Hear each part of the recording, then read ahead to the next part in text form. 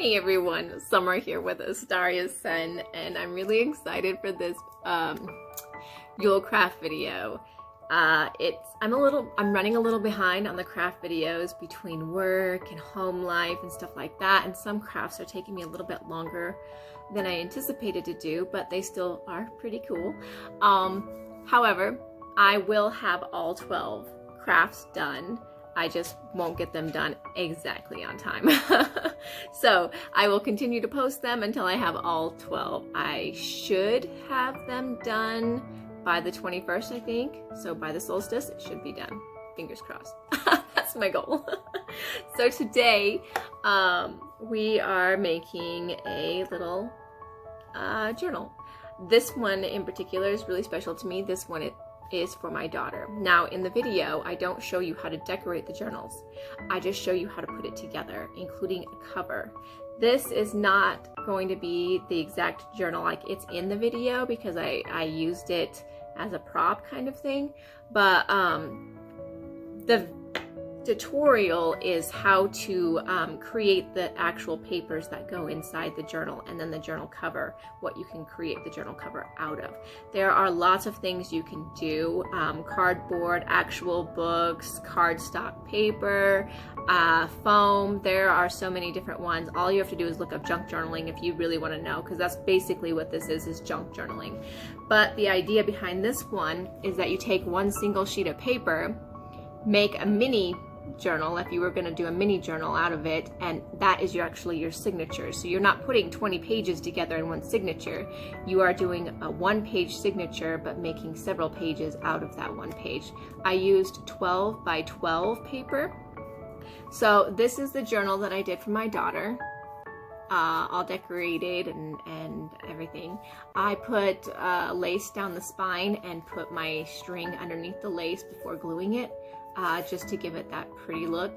I did put it between books because I painted the inside of this, and I wanted it to lay flatter. Now I'm going to show you some of it, but it's just going to be like a quick show and tell because it's kind of personal. So this is what I did with mine. I really like how it turned out. My daughter kind of likes collages and very specific things, so I tried to accommodate her because the journal thing is for her. Now this isn't necessarily a journal for her to write in, it's a journal I made for her, about her and me. So it's a really cute gift idea, especially for like teenagers, or even grandparents, moms, dads, those kinds of things. So if you're looking for a great gift idea, that works. You can even do just a single journal like this one in one page, and it'll work out. So I'm going to show you how to do all of that, and I hope you guys enjoy it. And again, I will get all of them posted, I promise. It's just been really hectic this season with my work and everything else. I've got event after event after event, but this weekend's my last event, and then I will be free to make as many videos as I want to, other than, you know, family responsibilities. So thank you guys so much for watching. I'm really enjoying your guys' comments, and I hope if you guys do any of these crafts that you totally show me. I am on Instagram. You can find me my Instagram stuff down in the description. So again, thank you guys so much for watching, and let's get on with the tutorial.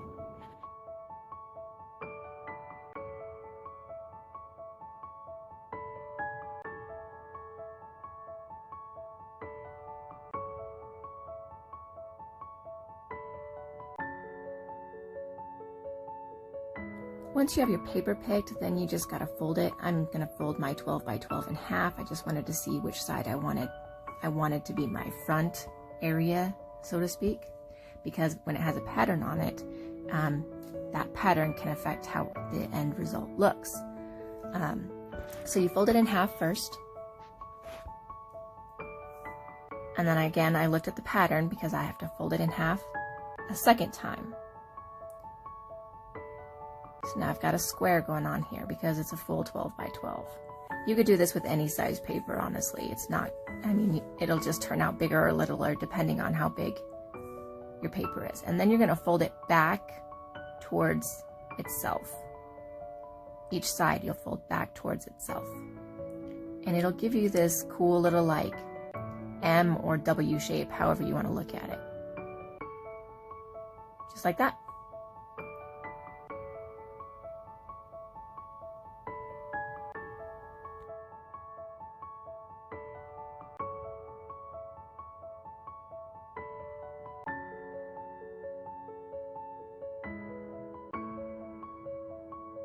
I slowed this down quite a bit because I wanted you to see what I was doing. You're going to unfold it and fold it in half the other direction because that middle area needs to be cut so that it will actually turn into the book. And you're going to see what I mean in just a second. So you put it in half again, the other direction, and then you're just going to cut that half line. You're not going to cut all the way through. You're only going to cut that one line, and you want to get it as close to being on that line as possible, on that fold line, because it affects the way the rest of the page looks when you put it all back together.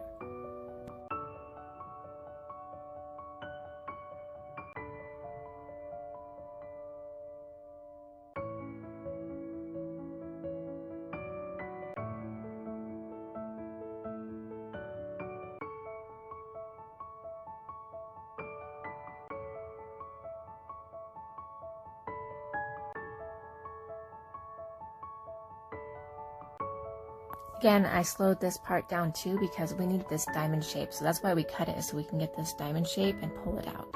And then you just have to decide which one you want to be the front and which one you want to be the back.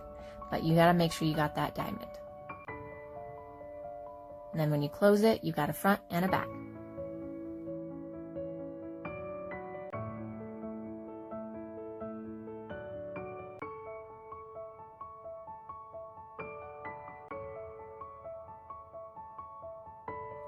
Now here I'm just cutting because I want it to be more pages. You do not have to do this. You can easily just staple and then leave it as is. You don't have to cut extra pages into it, but you would have to glue all of them down so that they're more sturdy, or you can turn them into pockets too. But for me, I went ahead and I cut them so that I would have more pages to work with.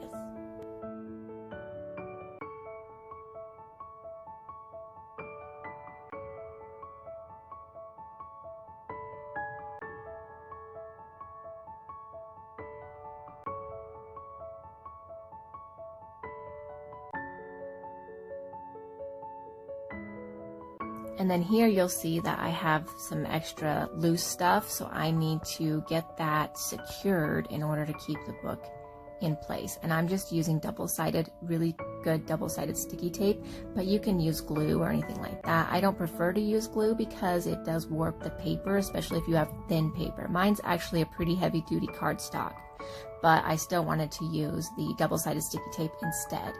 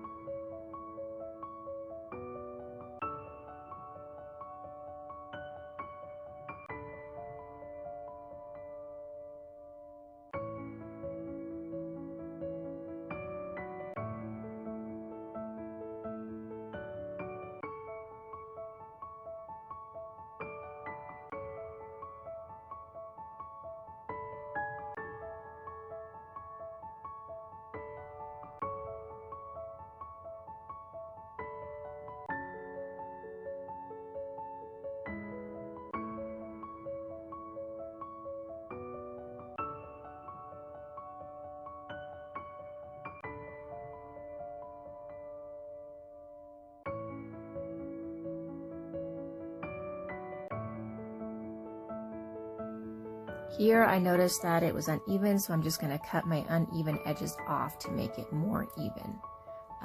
It shouldn't bother the structure of the booklet really at all.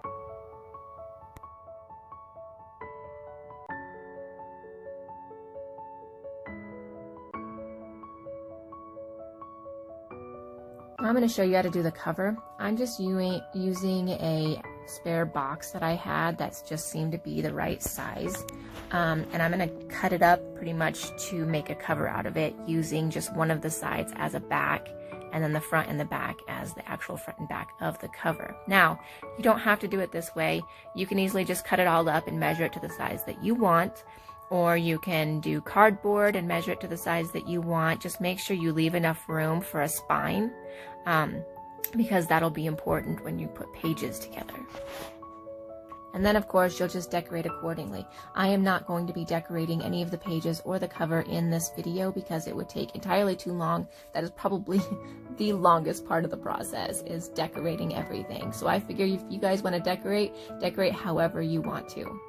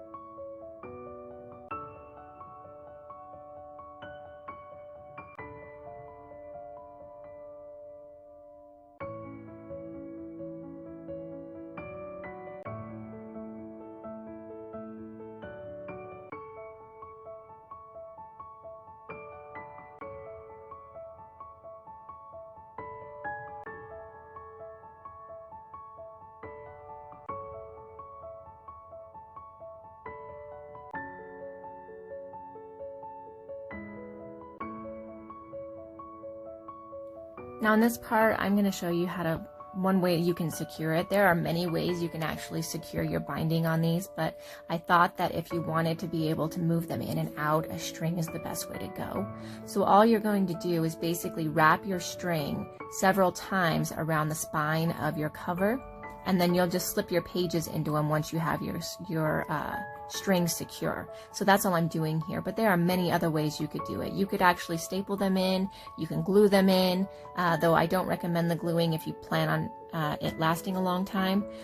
You can sew them in, which is probably the best way to do it, but I don't really sew. But here I'm just wrapping the string around as much as I want, and then I can slip those pages right in and out. Of course, I have to tie it off too, or I could decorate it to tie it off, but I just wanted to show you like real quick how you might do that.